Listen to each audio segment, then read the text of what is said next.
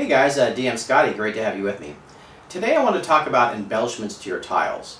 And one often neglected part of the tile can be the wall. So you can really add some really neat details onto the walls to give them some character and also convey some information to the players when they enter the room.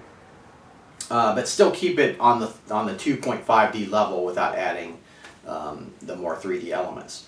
One example of this that I've done is the large meeting hall that I did for the town, and I added windows to the edges of that, and this is a very similar technique to that. So if you want to see that, you can watch that video and you can see how I added windows to the edges of the tile. But I'm going to do 3 examples of things you can do on the edge of a tile to give it some character and add some options for the players or convey some information.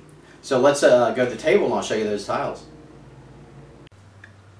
Here's the first embellishment I'm going to show, and I have these little alcoves on the hall. So I've just taken these pieces and glued them on top of the wall pieces. Now here's a little figure for scale so you can kind of see how big those are. Now basically how I made these was I just took a washer and then traced it and then cut it out, and I used an X-Acto to cut the small part out of the center because it's so delicate that really helped with that. But I always try to use thinner cardboard when I do these embellishments because thicker will break off easier, so the thinner the better. Plus it doesn't stick up so high. But these made great little alcoves for embellishments on this tile. Now I'm going to show you a bigger alcove that I did on another tile.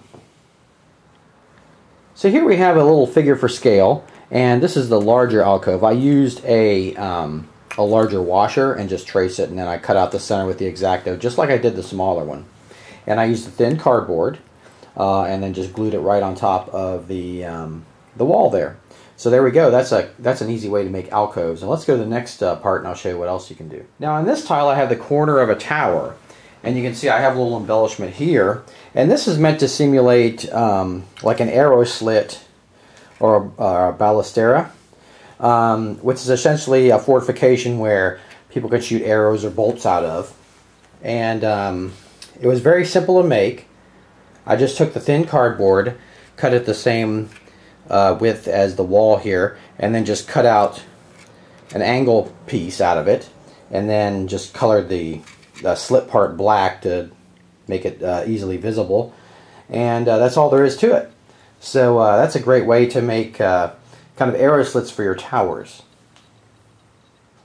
Now this is a cool one. This is a crypt, and I wanted to make tombs embedded in the walls, which they would pull out and open. So I put some in here. So essentially I just made a piece of small cardboard for the top, then put another piece of regular sized cardboard underneath, and then covered the corner with a piece of cardstock. And you can see the interesting color. So what I did was I used this kind of weird green. I painted them that weird green, then sponged on a metallic black so it gave it kind of like they're glowing. I was trying to simulate this necrotic rune is in this room, and it's activated these crypts. And so I was trying to simulate that by painting the crypts that color, like they're glowing with this necrotic energy. So here, let me give you an example of a guy. That's the size of a guy, and then of course when they go in, then the skeletal warriors come out and start attacking.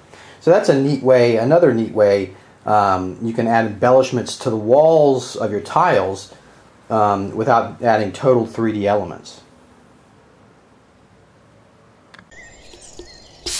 Hey you! Yeah, you, back here! Huh? I know it was short, but what do you expect? It was a short tip. Watch longer episodes if you want, jeez, and quit bugging me! Hey, and make sure you join the forum too, I almost forgot. Oh, yeah, and have a magical craftastic day.